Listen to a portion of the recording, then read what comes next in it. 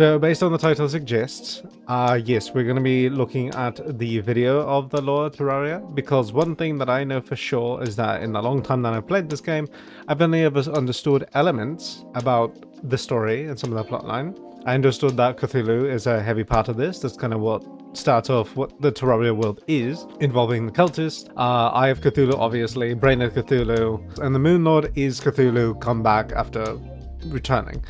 Don't know why he went to the moon. There's nothing there, unless there is something there and we don't know. Could be. But I wanted to do a reaction on it so I could get the full details on the story, because I've never seen it before. I've never known the full details, and maybe I do know everything that is about the story. But personally, like when it comes to the bosses and all them, I don't know if we're going to get a full detail in that when it comes to this video. But I'd be interested to see what the full story of each monster or each mob is. Like, what's the full story behind, like, why King Slime is some ninja infused in slime and wears a crown? Like, what's his purpose? Why is he out here doing the things he does? I don't know if we'll get questions like that answered in this, but I'm ready to get into it. Shout out to Minaxa for putting this video out. We will be now watching to see what Terraria is all about, because I'm excited to see. So now we can begin. Terraria is a game that I hold very, very close to my heart. Not only do I share a birthday with it, but it's also one of my favorite and most played games of all time. I've watched it grow and change alongside me for 13 years. But one thing about Terraria that has never changed is the presence of some strange narrative implications. I'm sure a lot of you remember asking yourselves the first time you played Terraria, what the hell is an Eye of Cthulhu? The game's most recognizable and often... So simultaneously too, on top of watching this, we will be stopping to like do some analysis. But seriously, he's right about that, because I knew of Cthulhu. Like, I think a good chunk of us knew who Cthulhu was. If you didn't know, I really recommend looking into some of the stuff when it comes to Lovecraftian lore. It's amazing stuff. I've seen some crazy games come out that deal with this kind of, with Cthulhu and Eldritch gods and all that. It's so it's fascinating. It's freaky, and I think if anybody's watched Iron Lung recently, I feel like there's some elements of Eldritch beings in that as well. I don't know if that's how the game was. I really don't know, but I recommend watching that if you haven't. But yeah, the Eye of Cthulhu is something, because it's just like, wait, why is the Eye of Cthulhu in the game, but Cthulhu is not? But that was before I knew that Cthulhu was in the game. Because why would you call something an Eye of Cthulhu if it actually wasn't?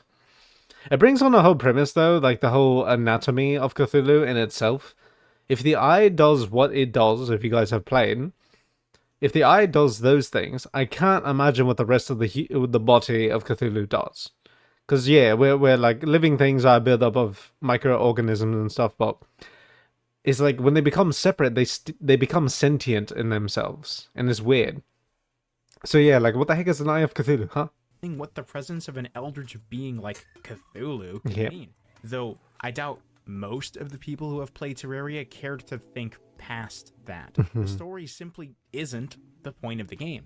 Well, 14 years and a laughable amount of final updates later, the game has actually managed to produce what I would designate a semi-cohesive story, though developers have clarified that the game's lore is purposefully vague. I've put together my own interpretation of the game using the clues left behind.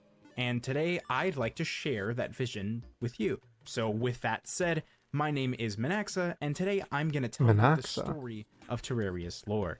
Sit back, grab a snack, and let's get right into it. Maybe I should do that. Do I have chips? I have chips. Okay, well that adds a whole different premise to it. So, wow, the developers of the game actually didn't really have like a big story in this. I'm very surprised. I would have thought, because this game is expansive, but then again, it is one of those games where it just keeps like adding more stuff, but not an excessive amount of stuff. Not like Fortnite or something that just adds like something after every month. But wow, they made this entire like 2D game and had no story to it. Because they literally, I guess it's just like, oh, let's throw in a bunch of bosses and you can fight them. That's the kind of premise that it gives me. So it means like my plotline that I had in mind for a story would possibly work, but again, I want to go based off of what this mate says, because the context of the game that he's going off of would be here. So let's see what this is. But before I can tell you about the lore of Terraria, I want to tell you about today's sponsor. Oh, sorry, mate. I can't do that. The Legend of Terraria. Okay, here we go. Now, before we truly begin our journey, we need to know what happened before our time. The Legend of Terraria, I literally wrote the this. Order of the Guide tells us of this. A tale of good and evil. The Hollow? A marvelous recollection of a war and its consequences on the world. And it goes like this. In the beginning, the gods established a balance within nature and created infinite, parallel Terraria worlds. Each world is a living being that feels and knows everything that happens in them. I forgot about that. I forgot that literally Terraria is the word refabricated for like Terra, and Terra is the living being of the world. I completely forgot that Terraria is the planet as a whole is alive. I didn't know about the multiverse thing, but then again, I should have expected it. Because you literally make multiple worlds. But how did I forget about that? Oh my god, I wouldn't even know how to implement that. Oh, I stopped at my time. That was not intentional. Alright, let's keep going. And each was given the task of maintaining balance and order at all costs. Centuries before our time, the world of Terraria was full of life, different creatures and peoples all living together. Whether or not this was a time of peace or a time of war, we really don't know, save for a specific, prosperous ancient city. Unfortunately, these times of relative peace would come to an end with the appearance of a powerful being known as Cthulhu, craving nothing but destruction. His presence threatened not only the mentioned city, but the entirety of Terraria. This conflict would later be known as the War of Cthulhu. A powerful race known as the Dryads, who had an innate connection to the land, managed to fend him off, but they weren't powerful enough to kill him outright. Instead, they inflicted heavy damage, ripping out his eyes, spine, and parts of his skeleton and brain, forcing a retreat to the dark side of the moon. Okay, so yeah, that builds up the bosses that we see in the game. Brain was obviously added later. A weird spot to put the brain, I must say. But I guess it makes sense. Like, you needed to put a spot for it. But that seems morbid, I gotta say. I think that would be very morbid, to say the least. You're telling me these mates that live on this planet, who present themselves as very peaceful entities, the Dryads, ripped out a mate? Like, tore him apart. They just tore him up. That's what happened? That's gruesome. There he'd slowly regenerate his power and plot to someday return. Of all the Dryads, only one survived this war, leaving the future of the world in dire straits. Even though Cthulhu had been banished, he could still influence the world from the moon, spreading evil and hatred throughout. Countless horrible and unnatural creatures began to roam the realm, and many found themselves struck with a fascination as opposed to fear of Cthulhu.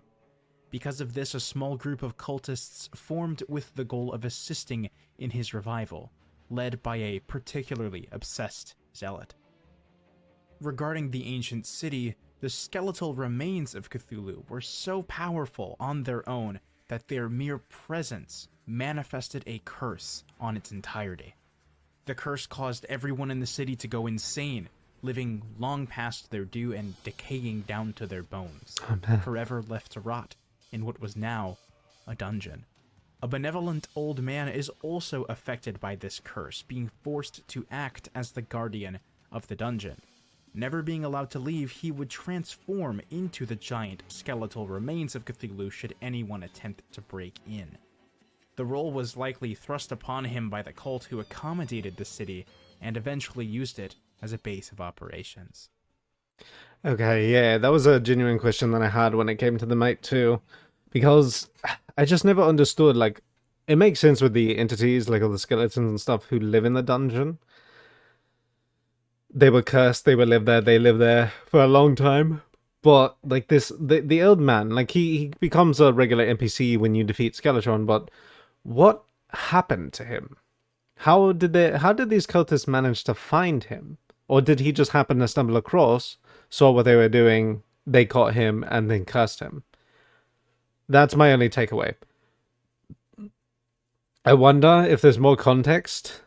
If we speak to the mate directly, probably when we get into the game again and we find him in the dungeon, he'd be like, these things happen to me. I know he says he's just like, do invoke this and all that, but how do you get a mate to embody an entire skeleton of a deity like that? I mean, there's magic, so I don't know why I'm questioning it. But also, I didn't realize how human, like the skeleton of Cthulhu looked. That's what didn't make any sense to me. We find the cultists afterwards, so they don't exist in the dungeon until later. But where have they been this entire time? I assume it's just a loading thing when it comes to the game. It's just like, oh yeah, we can't have both entities here. Alright, let's continue. The parts of Cthulhu's brain and spine also went on to influence the world after they were left behind, becoming the rulers of two separate forces that would aggressively attempt to overthrow the world balance. The remaining Terrarians who avoided terrible fates, whether due to the curse or Cthulhu's wrath, went into hiding.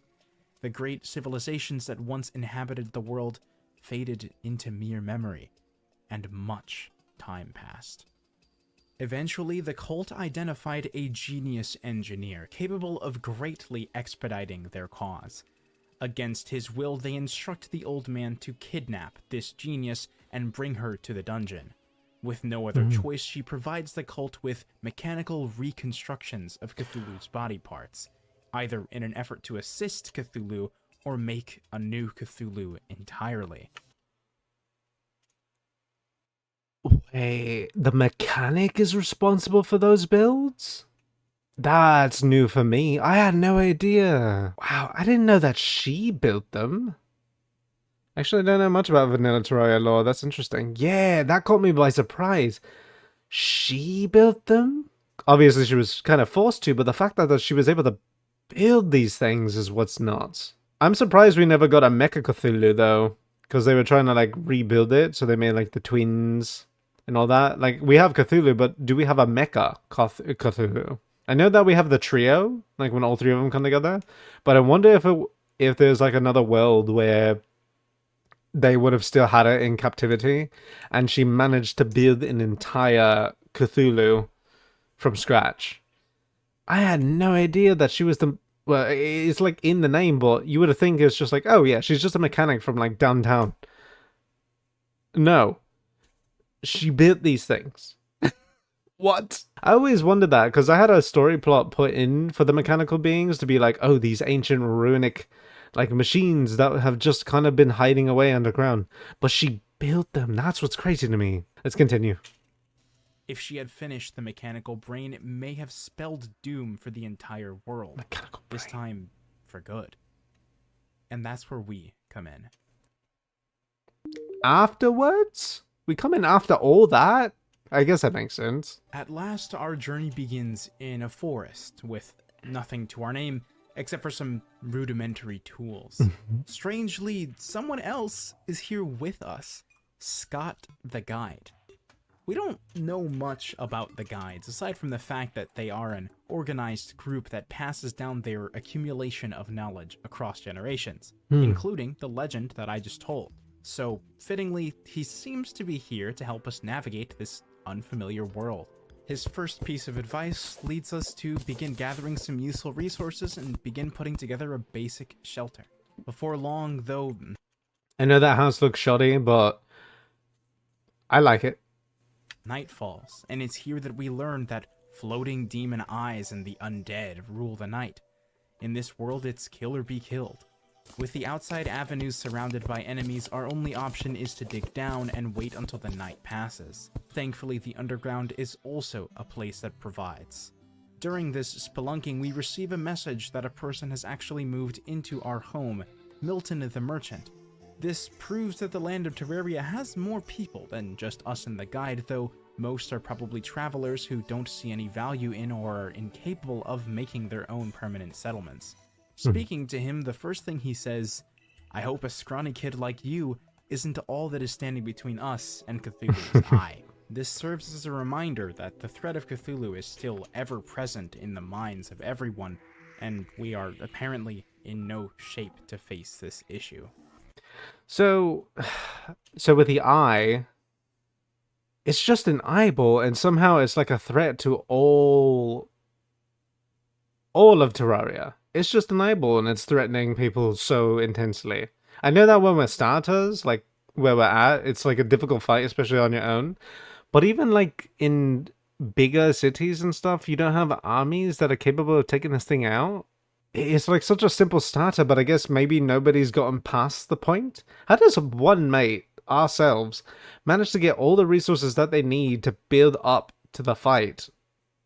And yet an entire village can't get the resources in order to build proper defense. Then again, we do die a lot when it comes to this game. We just pick up where we left off. So ultimately, I mean, technically, if you were to play this game for the first time without all the information, and you played hard mode immediately, or just like legendary or something, it probably would kill you quickly. The eye would kill you quickly, you had no chance. But then again, you're on your own. So yeah, of course it's going to kill you. But an entire army's worth of people in bigger cities still cannot take this thing out. And it could be because of the time. I know they talk about it's just like, oh, the Eye of Cthulhu leaves in the daytime to regenerate and stuff. So maybe that's all it is that the Eye is not capable of... Maybe the Eye knows in bigger cities when it's outnumbered, so it flees. But it thinks it could take us on because we're just one person. Maybe that's what it is. And in the end, we end up winning. Though, even just in our first day, we've managed to gather a few things to make ourselves considerably stronger.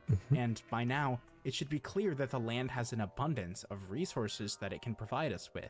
We just need to work to gather and refine them into tools we can use to defend ourselves. Interestingly, natural resources are not all that can be found. There are cabins, chests, and statues littered throughout the underground, lending credence to the fact that somebody had to have been down here before us. Although, considering the dilapidated state of them all, this was clearly a long, long time ago. Huh. Yeah, I don't know why I never thought about it, because I always usually called those like mine shafts and stuff. But I think it makes a lot of sense. I don't know why it didn't occur to me. It's like, oh yeah, there's equipment and tools and decoration and stuff. So it's like when the threats of Cthulhu took over the overworld, I guess we had to hide underground. Or like people had to hide underground.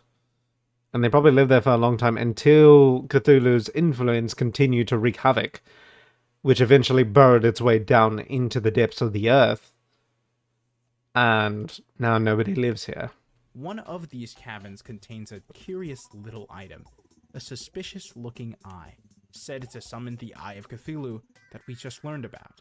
After equipping newfound items and making preparations, we set out to explore the outskirts of the world in search of more, only to find a terrible, decaying wasteland. Okay. I should have looked into that. I don't know, maybe they just have like things to be able to put this stuff together. But in those mine shafts, like, yeah, you find the suspicious looking eyes and stuff. But who's building them? Who's making those things? And clearly you need, like, as a starter, you need the altar in order to make it. Like, you need the altar. So somebody underground had to burrow their way into caves and systems to reach the altars in the corruption or said Crimson to put this thing together. But why? Are they planning to go to the surface and fight the Eye? Is that what's happening? That could be it too. Because there's no sign of bodies or anything when it comes to those underground houses. So it's almost like people were living there decided, you know what, we need to bring forth the creature that is decimating our lands and finally bring an end to it, but none of them make it. No one makes it. There was another Terrarian before us. Oh, kind of like what we're doing? Yeah, it could be. And they probably failed. Yeah, that's a true one. I don't know why I didn't think about that. I don't know why I just assumed that because of who we play as, that this is it. Like, this is the mate who decided one day it was my turn, like, it was my go, I am going to go out into the wilderness and fight these things. I'm sure he's not the only one. I don't know why I didn't think of that. But, yeah, that's unfortunate. The east of our settlement, the corruption. Now, there are several concepts from the legend that I have omitted, as I want to bring them up when appropriate. The corruption is described in the legend as a cancer caused by the sins of those living in the world of Terraria. It knows nothing else but to consume everything it touches, leaving behind terrible creatures of hate that exist for the sole reason to cause pain in punishment for the unearned pleasure experienced by living things. After it restores balance to life, it destroys it, with the goal of turning the entire world into a desolate abyss, void of life. This force is but one of several that act in tandem to maintain this sense of balance within the world of Terraria. The corruption can spread, but it does so slowly, and can easily be quenched. As it stands, it does not pose a threat to the entire world. Though, as we will come to find out, these forces tend to overcompensate and do more harm than good. The corruption is also but one side of a coin, with its counterpart being the crimson. Generally, these cannot coexist, though with some intervention, it's certainly possible. In legend, it is described as a single emergent living being connected directly to each world, sharing a hive mind and solely focused on restoring balance at all costs. Thousands of worlds before this one have been absorbed by this being. Many misguided people have even made the horrific mistake of raising the Crimson to the level of a deity, conducting human sacrifices to it to placate the monstrosity or seek its favor. To me, the origin of the Crimson seems rather simple. The severed piece of Cthulhu's brain formed a consciousness of its own, and manifested a hive mind that acts similarly to the corruption. I mean, it seems like those came from the same place now. I would assume that's how that happened. Because the brain of Cthulhu, obviously, under the influence, but also talking about the spine of Cthulhu, that's the the Eater of Worlds. So both of them have the self-conscious righteousness in their own right to inflict destruction like Cthulhu would. That's what I get from that. Because I was wondering what that was when the mate was talking about how this was put in, the Crimson was put in to make balance, but deeply unfolded. Unless this is the aftermath of what the Terrarians presumed to be a deity and started sacrificing things to it. So it's just the flesh amalgamations of people put back together from the madness that is Cthulhu. My god. I'm trying to piece it together because, yeah, like, these are the ones that are supposed to bring balance. So it's not like we can actually really get rid of it. Or more so, getting rid of the Crimson or corruption on any world. I know you can do it, but that means it's imbalanced, right? That's what they're referring to. Because when this exists, when these biomes exist, crimson or corruption, balance exists. But there's no balance if we clear everything. It sucks to see it. Like, you don't want to see face head. I always forget what they're called. Face monsters and spiders, like these guys. You don't want to see them around, but they bring balance because of their existence with us. That's the only takeaway I have of that. Because the way that this video started was that the gods developed Terraria for the sake of, well, not so much the reason, but they did build these Terrarian worlds, and they built multiple of them. So it already establishes that there is a multiverse. And each one consists to have the influence of Cthulhu in either corruption or crimson, is what it's also presented with. It is a lot darker, but it's like, that means that to have balance in the world, you cannot remove corruption or crimson from it. I know you get an achievement for it, but I presume that's what he's talking about, is that this has to exist in order for balance to proceed. That's the only way I could interpret it. Because I can't see it being where it's just like, oh, look, the corruption and crimson are gone. Unless it is being unstable. Oh wait, he literally just said that these environments have existed for so long that they've gotten out of hand. Okay, so yeah, they are a problem. Never mind, throw everything I just said out the window. They are a problem. Though in this particular world, the Crimson, and by extension, the Brain of Cthulhu, are not present. Although the corruption, unlike the Crimson, seems to unambiguously be caused by natural events, I do believe that it is still connected to one of Cthulhu's other body parts, specifically his spine. It is possible that both of these forces existed before Cthulhu appeared and were simply exacerbated by his presence, or they specifically were manifested by the world after Cthulhu showed up. Regardless of which origin is correct, by this point we've already accounted for where 3 of the 4 Cthulhu body parts are. After briefly exploring the underground corruption and destroying a shadow orb by suggestion of the guide, we then proceed to explore further west, encountering the desert and the jungle. By this point we have acquired ample accommodations to take on the threat the merchant told us about. After some brief final preparations, our first battle begins.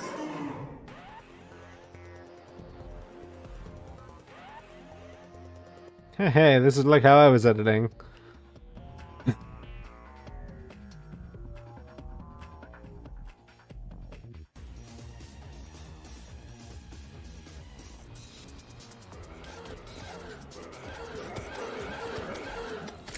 With that, Cthulhu's eye is swiftly defeated, marking the first step in our journey towards saving Terraria. With the spoils from the eye leading to weapons fashioned from the corruption's ore, demonite, we can now venture further into the world to discover... That is true. I was wondering how we proceeded even further to fighting these entities, but I forget that we literally collected a material from an entity that has not been able to be killed. Noted that we could find demonite and stuff underground, but it's not exactly easy to get to. Nor can we mine it with the standard materials like iron and stuff like that, right? I don't remember. Gold pickaxes break it, right? I don't remember. But yeah, I forget that like one of the most unique weapons that you ever get in the beginning, especially as a melee, is the Light's Bane. It's a tool made from magic, basically. Nobody else has it because everybody else is still using like anything from gold and platinum and below that. That makes a lot of sense. So I guess, yeah, that follows through. So literally this killing the Eye of Cthulhu literally is the key to getting to the finale. Who would have thought? Who would have thought that was the case? It's all because you were able to finally defeat an entity that was not able to be killed for a long period of time, and it just gave you the resources that basically put you in place to fight the very entity causing so much harm to the multiverse as it is. Just because you defeated one eyeball. Just because you defeated the eyeball. You took the resources that he was made out of and used it against him. Practically. Mind you, get better stuff as you go, but you wouldn't be able to make it any further otherwise. That's interesting. I like to see those evolutions. The post I put when we played Calamity a long time ago was cut down a tree in Terraria and the finale was a rock. But it's like you fought gods to get to that point. You were fighting gods. You started as a regular person with regular tools. And then you're a god killer. That's the craziest evolution that I've seen. The evolution of like games and stuff like this is so fascinating. To see where things start and where things are or ended. It's really cool. I had something else in mind and I completely forgot what it was. The effects of the world now. Because the Eye of Cthulhu was like the biggest threat to the villages and stuff. But now if it's gone, then what happens to all the villages now? Do they just assume that the eye is still around? Because it's not like you're out there fighting this thing, kill this thing, and we're like, all right, I'm going to report this to the town. Yeah, we didn't report it or anything, so I guess all the neighboring villages and stuff are just living in fear. Still. I mean, but I do remember a piece of the Terraria lore where they talked about how what we're doing is super risky. Because we might be defeating threats, but the problem is that defeating threats just ends up unlocking new threats, if I remember. And I do know a piece about the Wall of Flesh, but I won't talk about it here in case he does mention it, because I do want to hear him out on it if he mentions it. Let's go and continue. For what we've yet to find. Heading to the far east, we eventually encounter the ruins of the ancient city, the dungeon. Dungeons and Dryads. Ha ha, D&D, I love it. The front entrance is guarded by the cursed old man, who tells us that we are not nearly strong enough to free him from his master.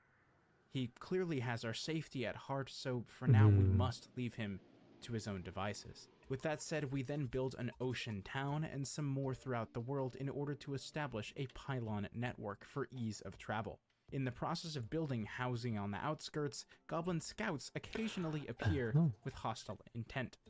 Defeating them drops some tattered cloth, a material that we could use to summon their entire army. It's interesting to note that there are quite a few travelers and other races hiding away in the world still, but they lack the level of scale and organization that the civilizations of Terraria once had. Among those that do show up is someone very important, the final Dryad. Before we can get the opportunity... That was new information to me too when I heard about this. I didn't know that she was actually the last Dryad. The final one. I did not know that. I feel like that's not possible. But I'm not sure. Did literally every single Dryad come together to try to fight Cthulhu? Is that what happened? And how did she survive? See, I want to get a good cut down and a good briefing on every Terraria character that there is. Because if she's the last Dryad, how did she happen to be the last one? Did she play dead? Did she run? What caused the events to happen to where she is the last one? Because if Cthulhu left, if he fled to the moon to regenerate, she couldn't just be the only one. Unless there's something that Cthulhu knows that if killing all the Dryads does something drastically wrong for him and brings attention to him. Because I don't know, it feels like Cthulhu gives me, at a god level, if we bring this god level down to earth, like a human level, is that you and your mates are at a table, building a world, basically a D&D session. You're building this world up together. That's kind of like what the story is playing here. And you guys all decide to go take a break. Go find food, go use the restroom. And Cthulhu is the little brother. The little mischievous brother who wants nothing but chaos. And he comes up to this D&D game to mess with it, to mess it up and cause issues. And just because it's fun to him. And he likes it. He likes the chaos. He likes to mess with things. And as a result of it, it's just like he doesn't want to make too much of a difference to where it becomes noticeable, or else he gets punished for it. That's what that gives me. I know it kind of diminishes like the level of what Cthulhu is, and historically with Lovecraftian stuff. But I even think about that in the same context of like the devil. It's just like, to us, it's important because it's human lives. We are humans. But at a god level, Lucifer or the devil, depending on whichever one you determine with, we know who we're talking about. He's a mischievous mate. He's a mischievous angel, and he just was punished for his actions, like a small child would be. He is the son of God, and he was punished. But on a human level, it's much more drastic because it's beyond our comprehension. That's what I take it as. I could be very wrong.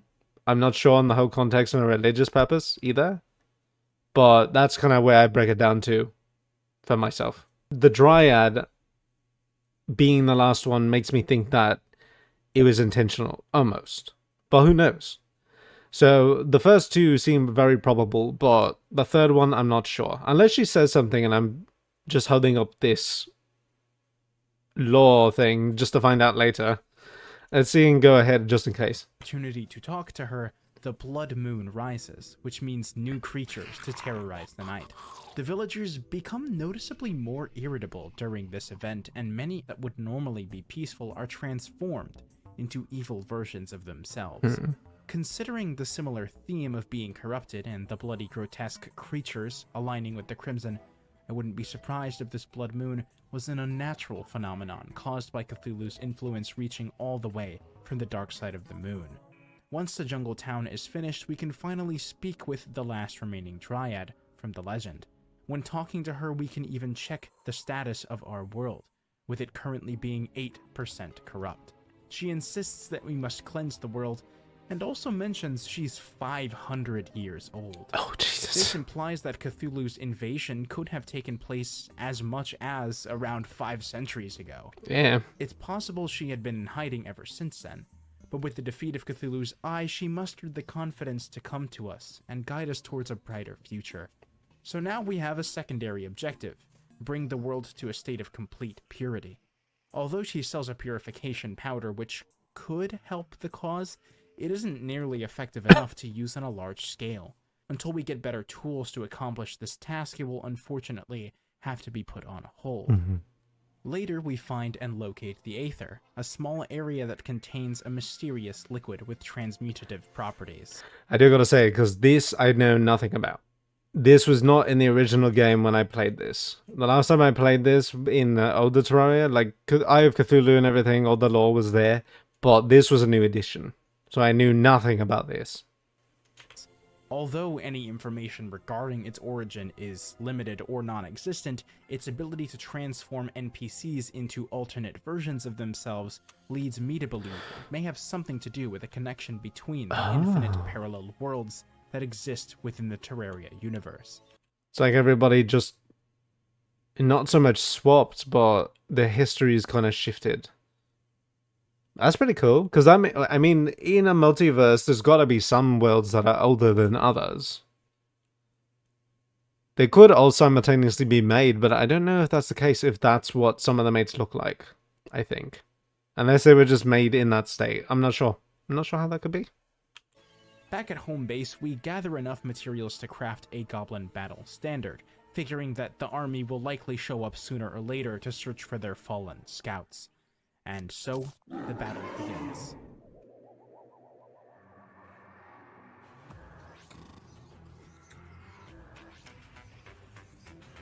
With our current strength, this fight is no easy one, but even still, we manage to succeed without a single death to our name, and the goblin army is defeated. Feeling emboldened by the victory, we move on to the corruption's vile deity, breaking 2 more shadow orbs to summon the Eater of Worlds.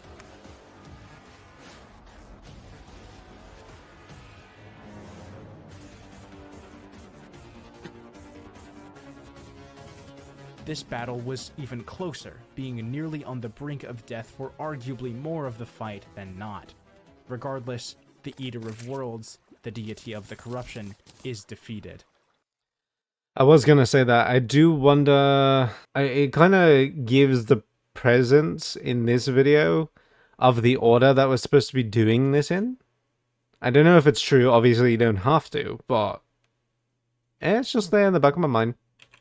With new equipment bolstering our defense, we can now use gravitation potions to safely explore the skies above, encountering many floating sky islands and empty buildings still in pristine condition. We have no idea who created these houses or who previously inhabited them, but either way, they left behind many things to aid in our quest. Later on, in the midst of selling the spoils from the sky islands for a profit, slime begins to rain from the sky. This Oh yeah, I just realized that King Slime hasn't even been talked about yet. So, I mean, he's presented usually as the first boss, so it's weird that he's not in this. I think this mate is telling a story differently. How he did say that, I think. He's doing it in the way that he perceived it. And I guess in a sense it could add up. But also the slime rain could happen at any point. I don't know. Peculiar event culminates in the summoning of the King Slime, a conglomeration of dozens of blue slimes that came together to form a leader greater than the sum of their parts. Curiously, we can see a person, just like us, actually stuck inside of it, but when we defeat this slime, only his clothes drop, implying he may have dissolved in the process of our fight. Well, who was he? I genuinely thought that he was like, oh, I mean to do this. This was intentional. He just got trapped? Where was the idea for this? Genuinely, though. Because it's like there's just random ninja armor in a slime. It's just like, how did other people dissolve and he didn't? Is it like a vitality thing? Where he had so much like willpower that it didn't affect him at all? Or like it took longer for the slime to break him down? That's the only thing I could suspect for that. Guardians. With the surface and skies of the world all but fully explored, the only remaining option is to dig until we reach the bottom, and in doing so we encounter a new, sinister area of the underground. Hell. Immediately we find an enemy called a voodoo demon carrying a suspiciously familiar guide voodoo doll, with its description reading, "You are a terrible person." This item's purpose and existence are pretty mysterious. It can be used to hurt the guide, but why would we want to? Why was a demon carrying this item? And where did it come from? The guide was already a mysterious figure, possessing oddly specific knowledge about the world. Either way, it's clear that something terrible will happen if we use the doll, so for now, we move on to doing other things. We find and free the bound goblin tinkerer who says he was tied up and left underground by the other goblins. He allows us to combine many of the accessories we've acquired so far, which puts us at a point in which we can contend with the old man's curse. So, that night, we return to the entrance of the ancient city and confront the dungeon's guardian once more, and the battle begins. In an instant, the old man transforms into the cursed remains of Cthulhu's skeleton. His massive hands flail through the air, and upon them being destroyed, he starts firing magic skulls. The old man arguably had the worst fate out of everyone that fell to the curse. He was blessed with immortality, but he didn't go insane or rot like the rest of them. At the very least, they weren't conscious of what was happening. He's likely been forced to reside outside the dungeon for decades or even centuries, and nobody has ever been powerful enough to free him of his curse. Until now. I feel like this is like an insight. Obviously not a very straightforward one, but it's like a strange insight in how the fact that merging outside bounds of like things that you're not familiar with, just gaining all those experiences, just really helps pursue even further. This is a little bit more of a realistic take, but it's the fact that like, oh yeah, like the tools that we use to fight Skeletron here, a combination of things that we wouldn't have had otherwise if we did not find the goblin. With tools and resources that we would have not collected if we didn't go very far underground. More experiences, more things that you learn, more extensive bounds helps so much. Take him out. There it is. With the Guardian defeated, the three parts of Cthulhu present in our world have all been conquered, and we can now enter what remains of the ancient city. Littered throughout are the bones of those who once called this place home, along with locked chests containing their lost belongings. Based on the abilities of those left behind and evidence from the various items, it's clear that the civilization that previously inhabited this place was very advanced, skilled in summoning, alchemy, and capable of utilizing mechanical and magical weapons. Of particular note are the faction flags and paintings that can be found all over the place. Now, the 6 faction flags are a bit less interesting, but I find it cool that they can be associated with certain adversaries within the dungeon. The obvious implication here is that the ancient city once had conflicting groups with different interests, which I mean, does it? I guess, let me see. I think is just a fun detail to uncover. More interesting, though, is the paintings that can be found in the dungeon. Okay, I think I'll say it on this. I don't know. He said that like the 4 factions, because yeah, there's the banners, but I wonder if it's like a Harry Potter situation. There's just different houses, and there's certain skill sets that certain people can pursue, so they get better at it, or like their expertise is in those fields. It doesn't have to be malicious, like they don't have to be against each other. But that is a theory that he's coming up. I'm not saying he's wrong. It's possible. But it's just the idea is just like, well, that might not be the only thing. These people clearly lived here all together, and they're all working together to fight you. So they could just be different houses meant to learn and teach new methods of magic use, or because it seems like everybody here uses magic, but weaponry and all that kind of stuff. And then, of course, I'm seeing in the picture already right here, the hollow it exists on this picture. So there is already there's already a reality of knowing that the hollow exists even before the wall of flesh happens. So let's continue. Many of them depict events tied directly to Cthulhu, such as the Blood Moon, the Old Man, and the recreations of Cthulhu. While looting the dungeon, we find someone of particular interest to us as well, the mechanic, tied up and abandoned. We knew she was being used by the cult to manufacture Cthulhu's mechanical body parts, but we didn't know what happened to her after that. It almost seems as if she was tied up and left behind in a hurry, like the members of the cult were here, but fled without her after we defeated the Guardian. This would explain why the mechanical brain was never finished, because we interfered by freeing the old man and... Okay, I had to assume that like way beforehand, because he presents this whole thing in the beginning about, it's just like, oh, she built the mechanical beasts, and then we showed up. But maybe because within that time, she was probably in the middle of building the thing, but then they stopped because we did interfere. So that starts to add up. And the mechanic before she could ever do so. Even the mere existence of the cult and the mechanical Cthulhu recreations were merely rumors and hushed whispers among the wider world, at least according to the legend. So with this in mind, we can evaluate how the cult operates. They don't feel the need to appear before us directly, rather preferring to work in the shadows away from attention. But even though it was indirect, we had finally gotten to the point where we could disturb their plans. Yeah. After freeing him from his curse, the old man moves in as the clothier. Both the clothier and the mechanic share a mutual hatred towards each other, though for some odd reason, they don't quite seem to remember why. When in her presence, the clothier says, "I keep having vague memories of tying up a woman and throwing her in a dungeon." Oh, he did Likewise, that. all the mechanic has to say about him is that he doesn't know how to treat a woman. The mechanic also tells the player that she hates the caverns if you bring her to them, remarking that it reminds her of a traumatic experience. But once again, she doesn't specify what she means by that. In general, I find it hard to believe the mechanic wouldn't warn us of the machines she built while she was trapped in the dungeon, so I believe both of them had their memories tampered with by the cult. Later on, after getting acquainted with each other, the mechanic...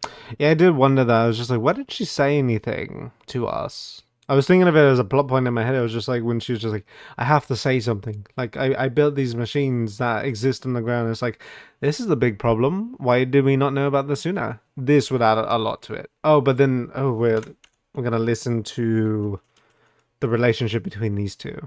Had their memories tampered with by the cult. Later on, after getting acquainted with each other, the mechanic and goblin tinkerer develop mutual feelings. In fact, most of the villagers have someone they particularly enjoy being around, whether it be out of romantic interest, strange infatuation, or just plain old camaraderie. So clearly, we've managed to turn the world into a safer place for those who lived in fear of Cthulhu, defeating many evils on our path.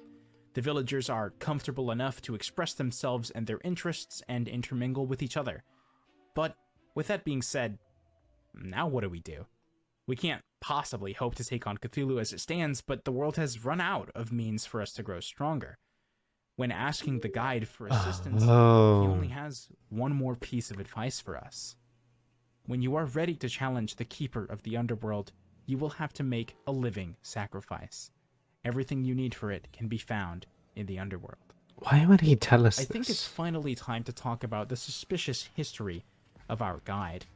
Having an abundance of accumulated knowledge is reasonable, but the guide doesn't just know a lot, he knows everything about everything. It begs the question, is there more to the guide than meets the eye? I believe there is. Earlier, I purposefully ignored the most important dungeon painting in order to bring it up at this very moment. It's a parody of the creation of Adam, titled The Creation of the Guide. The original famous painting is a depiction of the biblical Adam, the first man, being created by God in his image. This biblical parallel is no coincidence. We know that each Terraria world is alive and aware of everything happening on it, which seems to mirror the characteristics of an omnipresent god.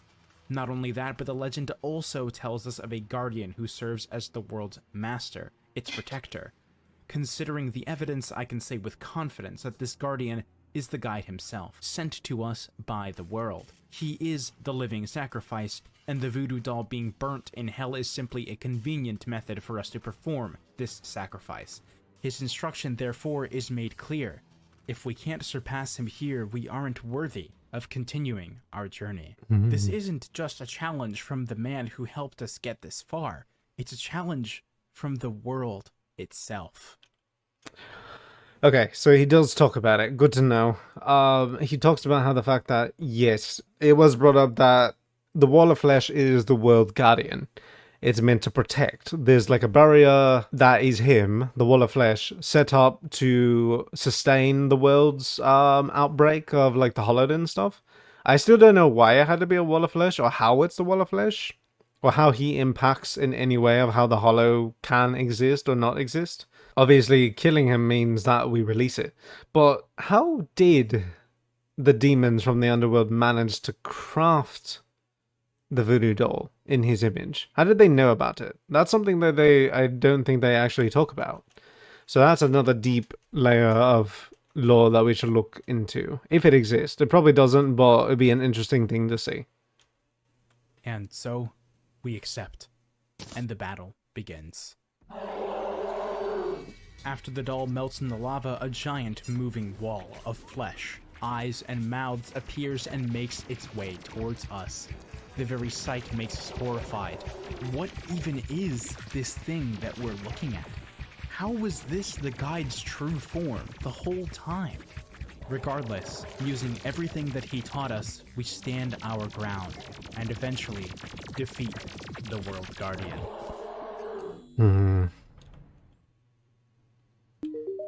Ancient spirits. With the World Guardian slain, the ancient spirits of light and dark previously held back are released into the world. So that's how that happens. Okay. I do wonder if maybe those entities, well, it said spirit, so I don't know. I don't know what parts of the magic in the Wall of Flesh held back the development of those creatures, but I mean, it happens, so there's something to it. The ancient spirits of light and dark have been released. So maybe that's what the Wall of...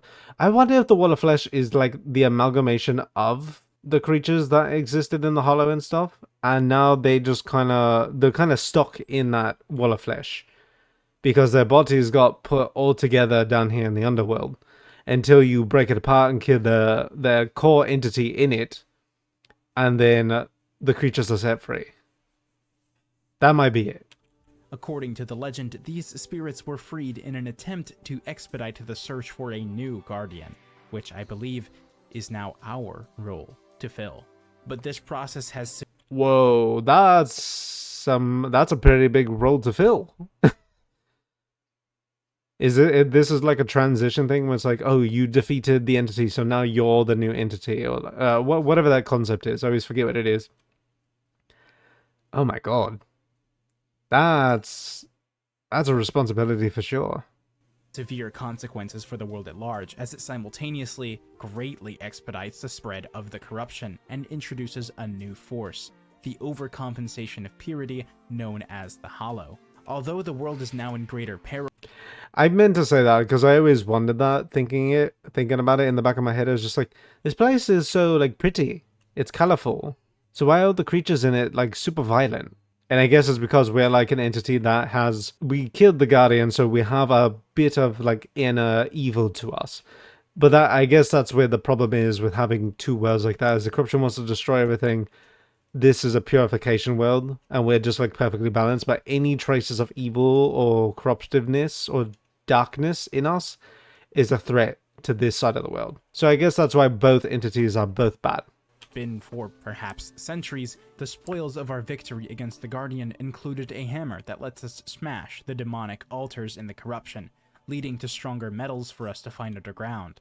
Given enough time, we collect enough to make weapons and gear far surpassing anything we've previously had access to, and simultaneously, we discover some sinister objects along the way. The mechanical eye, worm, and skull. My take on those 3 items now, knowing the stuff, they literally are just remotes. They're just like, the keys, you just turn them on and then that wakes them up. All clearly similar to the object we used to summon Cthulhu's eye at the beginning of our journey. Each object summons one of the 3 mechanical simulacrums of Cthulhu's body parts that were completed by the mechanic. Across 2 nights, we swiftly defeat the twins, Destroyer and Skeletron Prime. And upon landing the final blow, the upset in the balance of power causes a disturbance within the jungle. With the mechanic under our protection, the cult has no hope of rebuilding these parts and will have to resort to some other avenue to meet their goals. So the jungle is now getting very angry because it's seeing that we're getting a little too out of hand. So that's why they get angry. Because I always wondered that, because it led to the point where it's like, oh, and this entity and now this entity want to take you out for some reason. And it's just like, they're such on like opposing sides of the world that it's like, how am I still like the problem? Like, I stopped these evil things from coming here and yet you still want to fight me. It's that imbalance again, because now we're collecting materials that are making us too strong. Rare metals that we should not have. I guess the basic premise of it is like we were supposed to stop after the Wall of Flesh happened. But we kept going. In the meantime, we craft new gear using the souls of Might, Fright, and Sight, along with... That is true, we are literally using entity souls to craft new stuff. Obtaining the very essence of a living being is probably not the most, pure and sane thing to do, to say the least. the metal scraps from their armor. The source of this strange metal, known as hollowed bars, are unknown, but I would guess that the mechanic was the only one who knew how to build with it, and the souls contained within the mechs were probably stolen. What does this remind me of? There was something I saw recently that was talking about this. Was it a game? It's like, there was... what was it? There was some game or something that I saw recently and I was talking about souls existing in entities that function? What was it? What was the game? I don't know, it'll probably come back to me later. From the dungeon. Moving over to the jungle to investigate the disturbance, we can find a peculiar glowing pink bulb. Once prepared, we harvest the bulb, only to awaken Plantera, the jungle's dormant floral guardian. And so, the battle begins.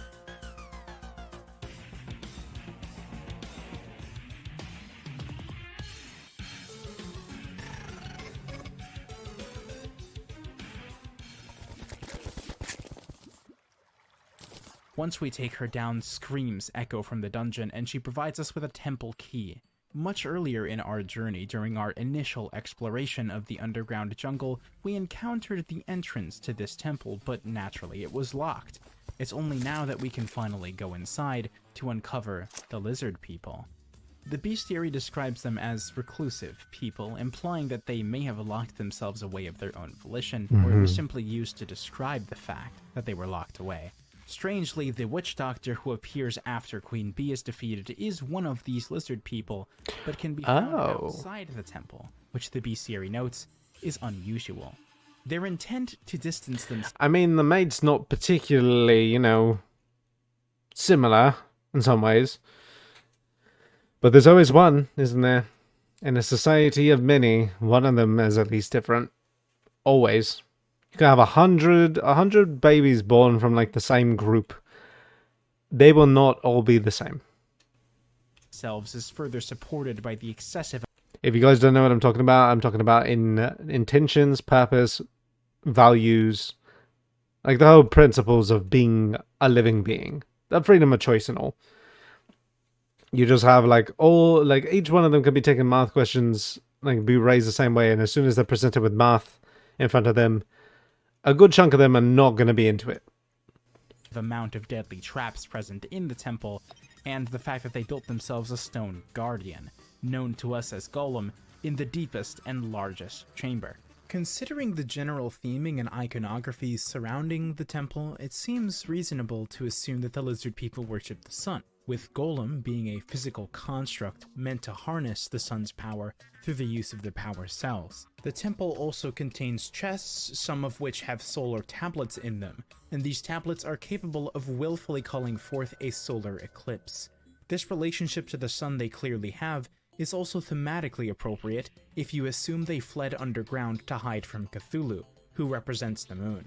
And while I do believe they ended up locked in the temple because they fled from Cthulhu, it still doesn't explain why the key was in Plantera's possession. Yeah. Perhaps it was given to her intentionally to place it under her protection, or maybe it was stolen from them by the witch doctor, explaining why he isn't locked away with the rest of his people. Either way, the temple isn't the only thing that we gained access to following Plantera's defeat, as the dungeon is now infected.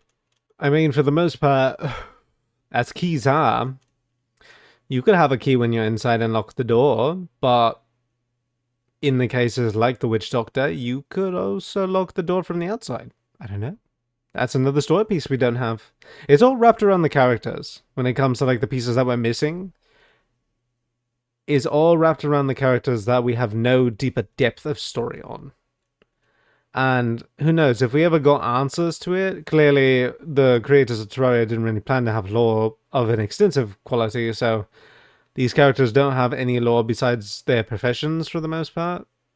But it's still interesting to figure out how it became the case. Infested with stronger adversaries, perhaps being the cult's attempt to deter any further progress. Unfortunately for them, if this is the case, it has the complete opposite effect, providing us with what we need to triumph over the Temple Guardian. Following this, Martians unexpectedly invade from space. I do gotta say, this is a weird leap. I don't know what the deal is with some of these things. Just absolutely jumping the gun. It's just such like a random addition. To be like, oh yes, now aliens rain down from the sky. And it's like, what? I don't know. I don't know how this part of the lore is impacted. Because it feels like aliens like this don't really have an attachment to Terraria. They just kind of are their own thing. Unless they're fleeing a world that's being affected by it too. It could be. I wonder if he'll say that. But this is nothing more than a bump on the road for us now. Oh. Jesus. Okay, literally just a bump on the road. Defeat merely serves as yet another stepping stone to make us stronger for our battle against Cthulhu. So they're just happenstance resources that we collect? That's crazy. Which, by now, doesn't seem too far away. But the cult knows this too. Impending doom. So this is when the cultists reach. The cult has had their eyes on us. Oh yeah, that's right, because you had to defeat Golem in order for the cultists to appear, right? Yeah. Perhaps the entire time we've been on our journey. But defeating Golem was too much for them to ignore. They couldn't afford to hide in the shadows anymore. 4 members gathered outside the dungeon entrance and began a ritual. 2 devotees worship the mysterious tablet above, while the other 2 archers stand guard. What's their goal in performing this ritual? To summon Cthulhu? To help him gain back his power on the moon? To prevent him from coming back too soon? These are all questions we can't yet answer. For now, we need to make preparations for whatever they're planning. So we take on the solar eclipse to craft the Terra Blade, and the pumpkin moon to craft spooky wings. And those final preparations give us the confidence. Okay, the way he's saying that makes it sound like that is what you have to do. That is not what you have to do. That's just what he did. We need to disturb their ritual. The 4 cultists are weak and go down in an instant, but a 5th appears out of thin air, the leader of the cult. He siphons the power from the tablet and rises into the air, preparing to attack you. And so, the battle begins. At this point, the potential outcomes of this battle are ambiguous at best. We don't know if we successfully interrupted the ritual and he's fighting out of revenge, or if his absorbing the emblem's power was actually him continuing the ritual and he's simply fending us off until he finishes it. With the power he absorbed, the lunatic cultist uses ancient magic in a desperate fit to get rid of us, but he could never be successful. He was too late, and so we defeat him.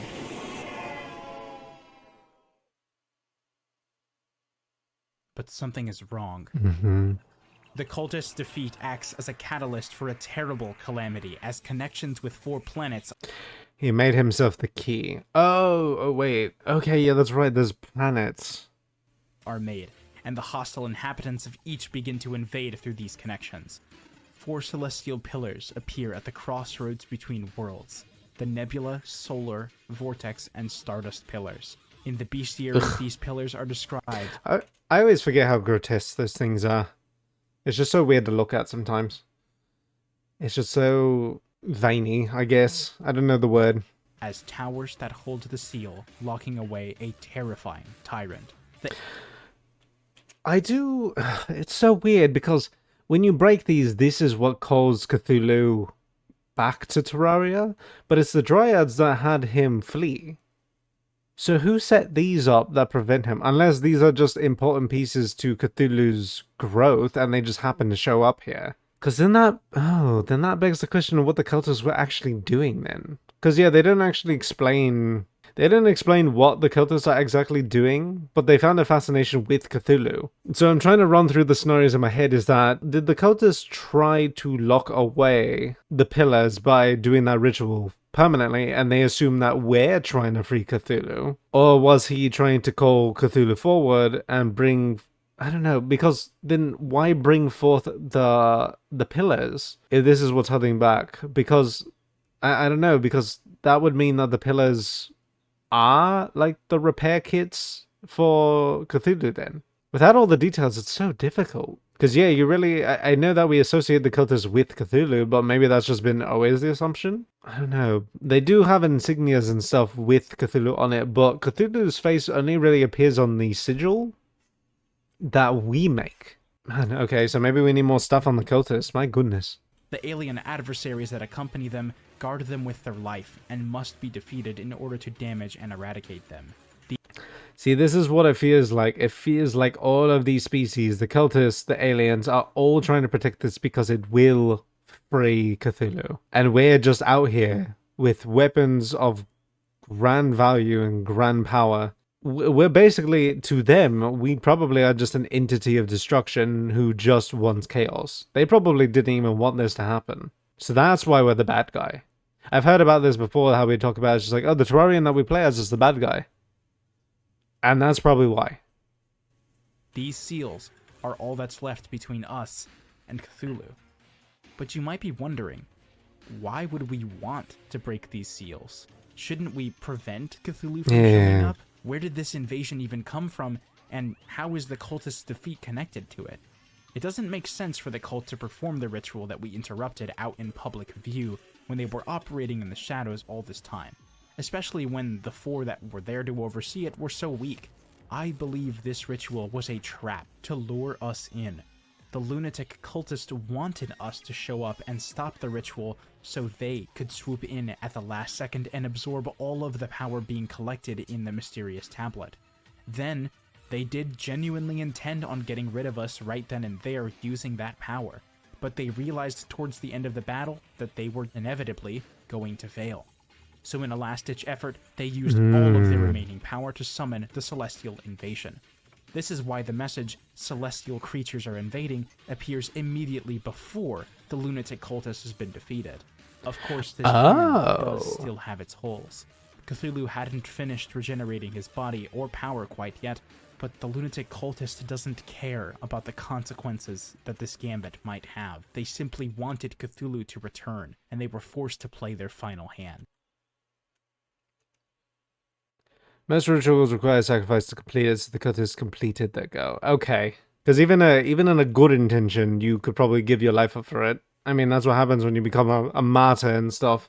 Yeah, it could have been a last-ditch effort, though. It was a trap because it calls the pillars over, and it's just more things that we had to fight. And all we've known is that, oh, this thing's here, it's not supposed to be here, let's fight it. Because the premise of, like, we're the bad guy and all this still kinda sit in.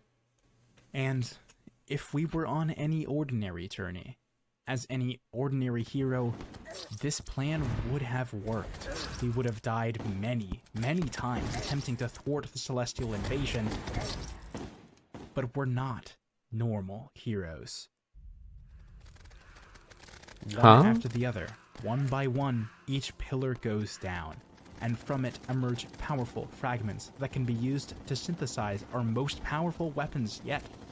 Upon each pillar being destroyed, something terrifying happens to us. Your mind goes numb. You are overwhelmed with pain. Otherworldly voices linger around you. And finally, impending doom approaches. With a certain uneasiness crawling down our back, we make our preparations as the final battle crests the horizon. The culmination of our efforts will be tested here and now, as he approaches. Practically a god, his power knows no limits. The mastermind behind all terrors which befall the world is finally freed from his lunar prison, the Moon Lord, Cthulhu.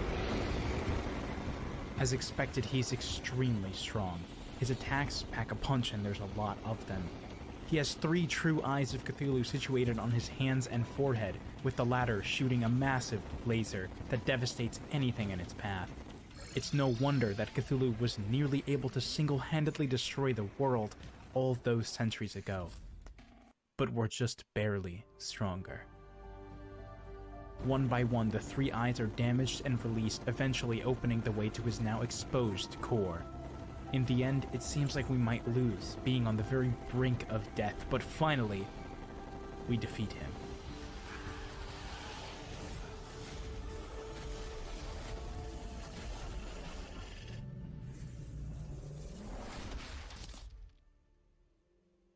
The evil that once threatened the very existence of Terraria has been vanquished by us, the heroes who started our journey with nothing more than a copper short sword, a guide, and a dream.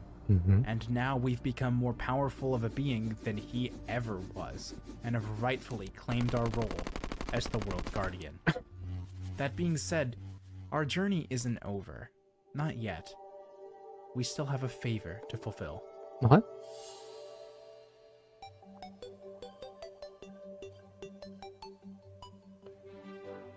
Oh, the removal. Yeah. I didn't know that you could drop that in there.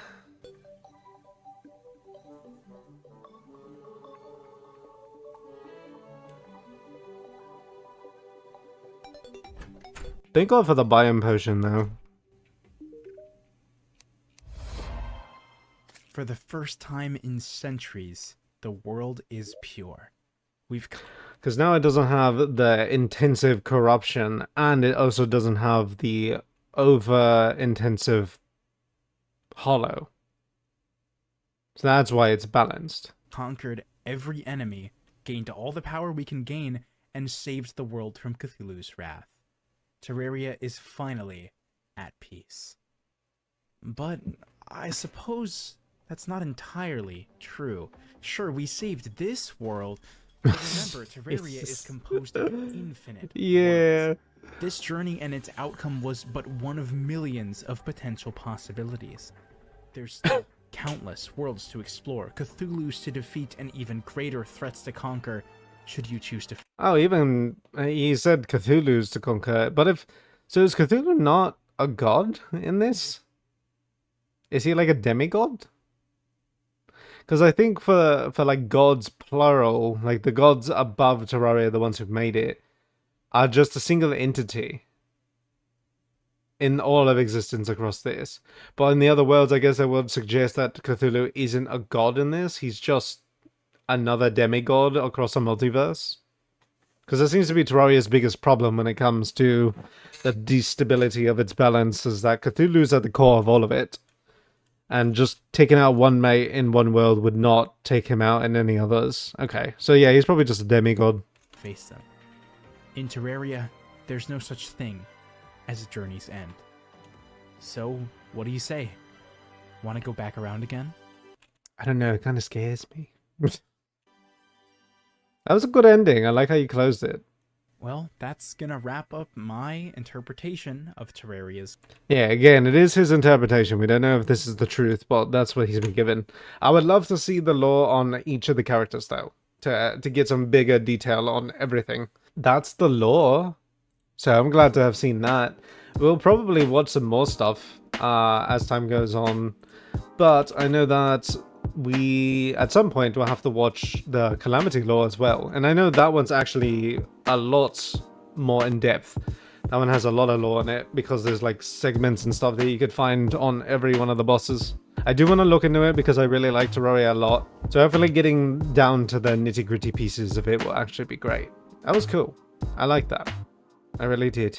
Hi mates, hope you enjoyed the video. If you did, then consider subbing to my YouTube and follow me on Twitch. It shows me that I can post more and that you love what I do. Also consider dropping some likes in the video. I would appreciate it very much. And with that being said, I thank you all and hope you have a good day.